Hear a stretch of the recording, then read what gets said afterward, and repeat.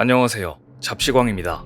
강한 전자기력으로 마하 7의 속도로 발사하는 꿈의 무기, 할리우드도 이 쿨한 꿈의 무기에 매료돼 2009년 개봉한 트랜스포머 패자의 역습에서 미군 구축함에서 발사된 탄체가 피라미드를 기어 올라가던 디셉티콘 로봇을 격파하는 장면을 스크린에 담았습니다.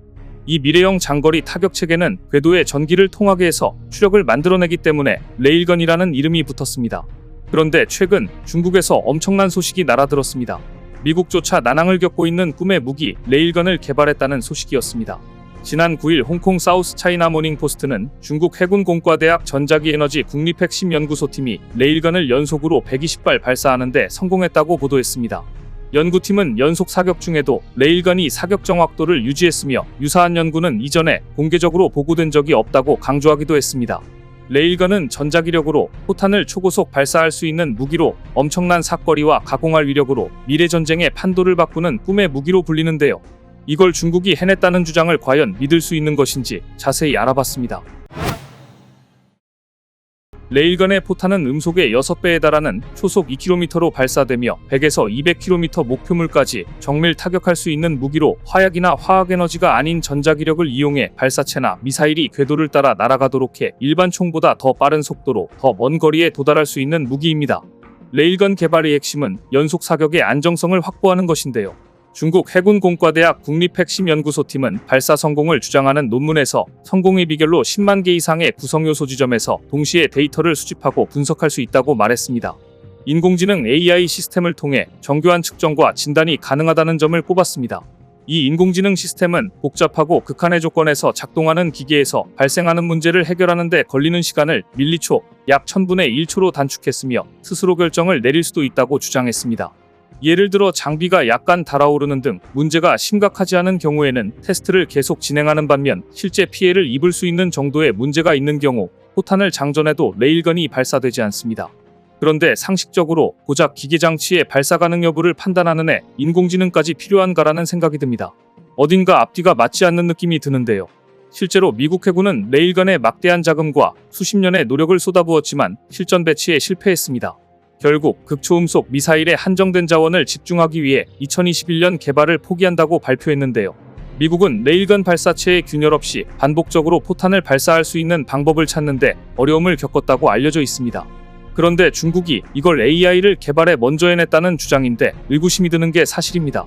무엇보다 10만 개 이상의 데이터를 분석할 수 있는 인공지능 시스템을 이용했다고 발표했는데 중국은 지금 미국의 대중국 반도체 규제로 인해 고성능 AI를 활용하기가 아주 어려운 상황입니다. 현실적으로 말이 되지 않습니다. 그런데 뜬금없이 일본도 레일건 개발에 성공했다고 발표했습니다. 이쯤 되면 조만간 미국 빼고 전 세계 모든 국가들이 레일건으로 전쟁을 할 날이 머지않아 보입니다. 일본 방위성사나 방위장비청도 최근 올해 실시한 레일건 연속 사격 시험 결과를 보고하며 최대 120발 연속 사격에 성공했다며 안정적 단계에 와 있다고 자신했는데요. 지난 8월 세계 최초로 레일건의 해상 사격 시험을 실시했으며 10월에는 탄약의 비행 안정성 시험도 마쳤다고 설명했습니다. 하지만 개발하면 곧 양산하고 실전에 배치할 수 있는 게 아닙니다. 미국의 사례를 보면 레일건은 특히 더 그렇습니다. 2년 전 미 해군의 다음해 예산안에는 레일건 개발 예산이 빠져 있었습니다.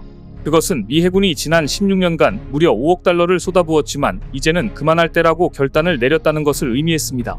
미 해군은 레일건 프로젝트를 완전히 폐지한다는 발표는 하지 않았지만 아쉬움 속에 점점 거리를 두고 있습니다. 그만하겠다는 단정적인 표현이 없을 뿐 이 프로젝트가 무기한 보류될 처지에 놓여 있음을 시사하고 있었습니다. 2005년 미 해군 연구청은 공식적으로 레일건 개발 프로젝트를 시작했습니다. 레일건은 순간적으로 높은 전류를 발생시켜야 하기 때문에 전원 공급이 가장 큰 문제였습니다. 한 연구에 따르면 1000분의 1초 동안 필요한 전력이 최대 1000메가와트로 추정됐습니다. 기동성 있는 플랫폼 중 이 정도의 전기를 공급하려면 전차나 군용기는 일단 크기에서 부적합했습니다. 그래서 미 해군이 운용하고 있는 구축함에 탑재하는 것을 목표로 개발이 진행됐습니다. 지상시험은 이미 성공을 거뒀고 구축함의 끝판왕인 주멀트급의 레일건을 탑재할 것이라는 관측이 무성했습니다. 이러한 조합은 그야말로 미국의 첨단 군사 기술의 결정판으로 받아들여졌습니다. 주멀트급 구축함은 탑재된 가스터빈 엔진이 엄청난 전력을 만들어낼 수 있어 레일건을 위한 플랫폼으로 적격이라고 여겨졌습니다.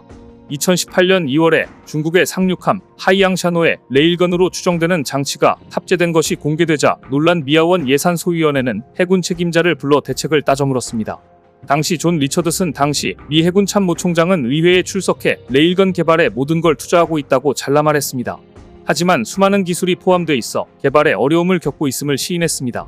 연구개발에 돈은 들어가는데 가시적 성과는 없는 답보 상태였지만 미국이 이렇게 돈을 쏟아부은 이면에는 중국도 레일건 개발을 하고 있다는 절박함이 자리 잡고 있었습니다. 2019년 드디어 미 해군은 레일건을 함정에서 시험 발사까지 했지만 결국 전력화는 달성하지 못했습니다. 아무리 천조국이라더라도 밑빠진 독에 물붓기처럼 무한정 예산을 투입할 수 없는 게 현실이었습니다.